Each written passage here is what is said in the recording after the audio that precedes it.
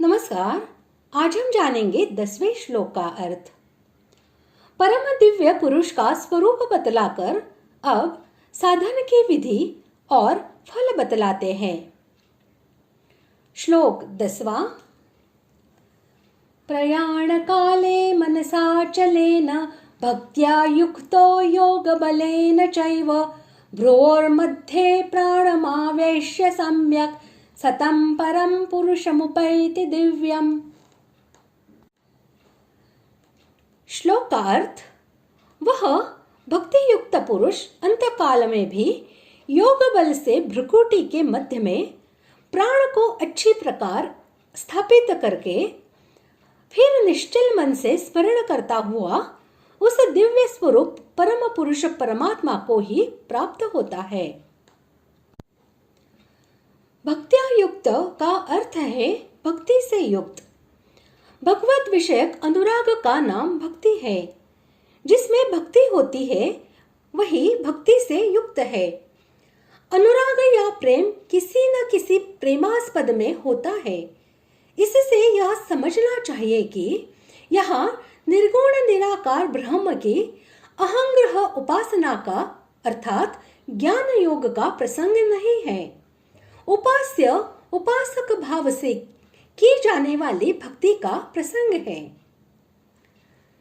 8वें श्लोक में बतलाया हुआ अभ्यास योग यानी अष्टांग योग ही योग है। योगाभ्यास से उत्पन्न जो यथा योग्य प्राण संचालन और प्राण निरोध का सामर्थ्य है उसका नाम योग बल है। दोनों भावों के बीच में जहाँ योग शास्त्र के जानने वाले पुरुष आज्ञा चक्र बतलाया करते हैं वही भ्रुकुटी के मध्य का स्थान है। कहते हैं कि यह आज्ञा चक्र है। इसमें त्रिकोण योनि है। अग्नि, सूर्य और चंद्र इसी त्रिकोण में एकत्र होते हैं। जानकार योगी पुरुष महाप्रयाण के समय योग बल से प्राणों को यही लाकर स्थिर रूप से निरुद्ध कर देते हैं। इसी का नाम अच्छी तरह प्राणों का स्थापन करना है। इस प्रकार आज्ञा चक्र में प्राणों का निरोध करना साधन सापेक्ष है। इस आज्ञा चक्र के समीप सप्तकोश है जिनके नाम है इंदु, बोधिनी, नाद, अर्धचंद्रिका, महानाद, कला और उन्मनी। प्राणों के द्वारा उन्मनी कोश में पहुंच जाने पर जीव परम पुरुष को प्राप्त हो जाता है।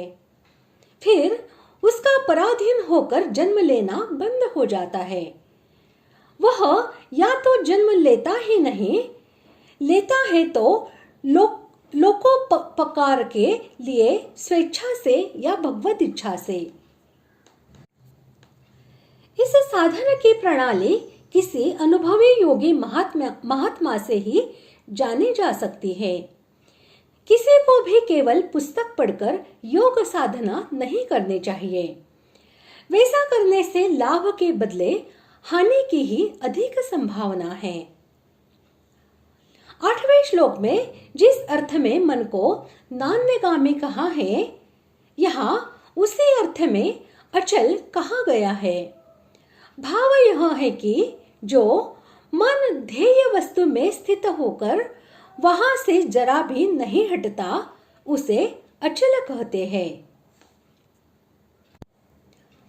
इस प्रकार आज हमने 10वें श्लोक का अर्थ जान लिया है।